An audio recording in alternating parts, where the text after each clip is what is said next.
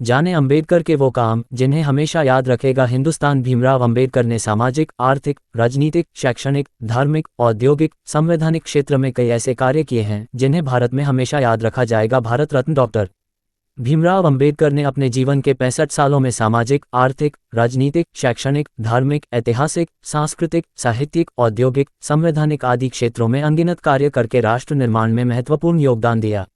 उन्होंने कई ऐसे काम किए जिन्हें आज भी हिंदुस्तान याद रखता है।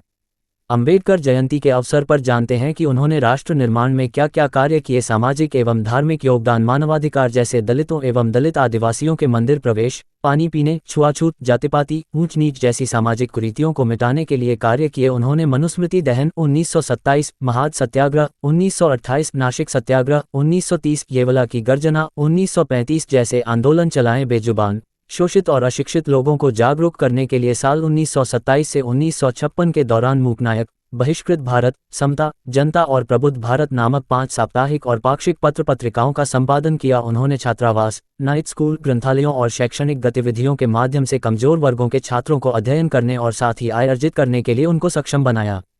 सन 1945 में उन्होंने अपनी पीपुल्स एजुकेशन सोसाइटी के जरिए मुंबई में सिद्धार्थ महाविद्यालय तथा औरंगाबाद में मिलिंद महाविद्यालय की स्थापना की। हिंदू विधेयक संहिता के जरिए महिलाओं को तलाक, संपत्ति में उत्तराधिकार आदि का प्रावधान कर उसके कार्यान्वयन के लिए संघर्ष किया। आर्थिक, वित्तीय और प्रशासनिक योगदान, भारत में रिजर्व बैंक ऑफ इंडिया की स्थापना, डॉक्टर अंबेडकर की रचना, रुपये की समस्या, उसका उद्भव और प्रभाव, और भारतीय चलन व बैंकिंग का इतिहास, और हिल्टन यंग कमीशन के समक्ष उनकी साक्ष्य के आधार पर 1935 में हुई उनके दूसरे शोध, ब्रिटिश भारत में प्रांतीय वित्त का विकास, के आधार पर देश में वित्त आयोग की स्थापना हुई। साल 1945 में उन्होंने देश के लिए जल नीति और औद्योगिकरण की आर्थिक नीतियां जैसे नदी नालों को जोड़ना, हीराकुंड बांध, दामोदर घाटी बांध, सोन नदी घाटी परियोजना, राष्ट्रीय जलमार्ग, केंद्रीय जल और विद्युत प्राधिकरण बनाने के मार्ग प्रशस्त किए।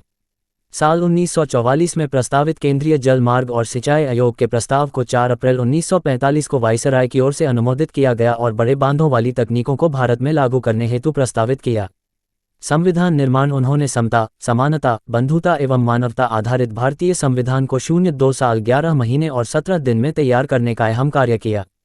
साल 1951 में महिला सशक्तिकरण का हिंदू संहिता विधेयक पारित करवाने में प्रयास किया और पारित न होने पर स्वतंत्र भारत के प्रथम कानून मंत्री के पद से इस्तीफा दिया। निर्वाचन आयोग, योजना आयोग, वित्त आयोग, महिला पुरुष के लिए समान नागरिक, हिंदू संहिता, राज्य पुनर्गठन, राज्य के नीति निर्देशक तत्व, मौलिक अधिकार, मानवाधिकार, निर्वाचन आयुक्त और सामाजिक, आर्थिक, शैक्षणिक एवं विदेश नीति बनाए।